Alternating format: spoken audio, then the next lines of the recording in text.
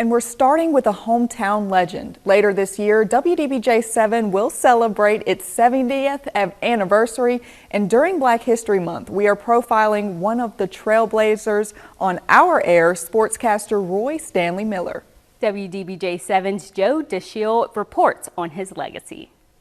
Associated Press has named North Carolina's Michael Jordan as its Player of the Year. This is how longtime viewers remember Roy Stanley, delivering the sports during his 30-year career in television.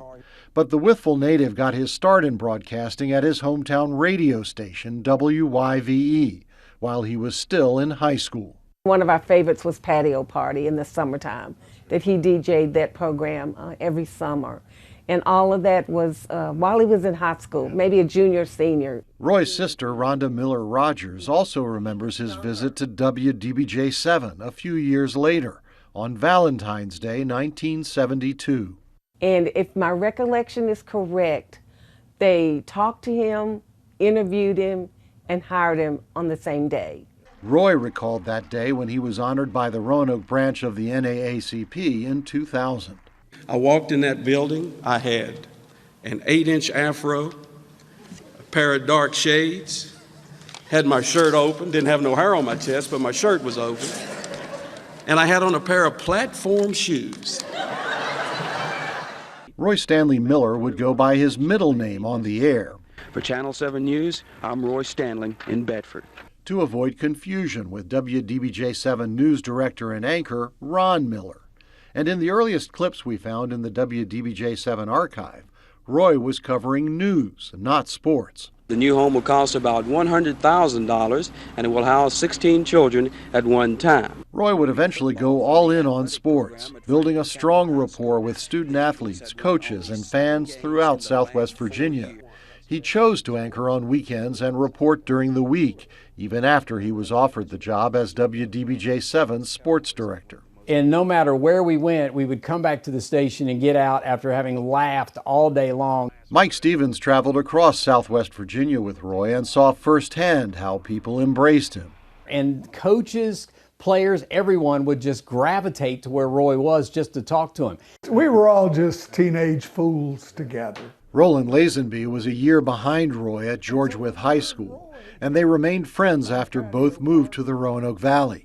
A former newspaper reporter and journalism professor, Lazenby has written more than 50 books, including definitive biographies of Magic Johnson, Michael Jordan, and Kobe Bryant. Roy was that person that broke down every kind of barrier with just the presence, the strength of his persona.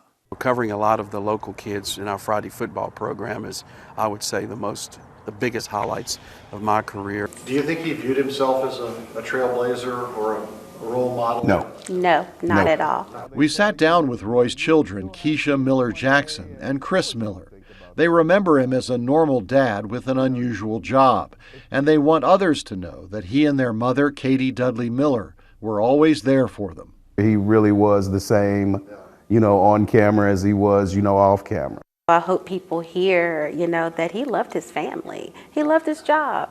And he balanced them both out, to where work didn't interfere with home and home didn't interfere with work. Keisha and Chris have their own families now, and they want their kids to know about their grandfather's life and legacy. Roy died in April 2002 after a brief illness. More than 20 years later, friends and family remember him as a role model, a devoted family man, and a talented broadcaster who left an indelible mark on Southwest Virginia. He's been gone way too long and way too soon, but people still talk about Roy like he was just on the air this past weekend doing the sports. He landed in the right place at the right time and ended up doing something that he loved doing. And that's the reason I wonder how long he would have kept doing it. It's sad. It's something you don't realize until they're not here anymore. But I'm thankful every day, that I got to grow up with him being, my father. And that's the way it shapes up in sports. In Roanoke, Joe DeShield, WDBJ7.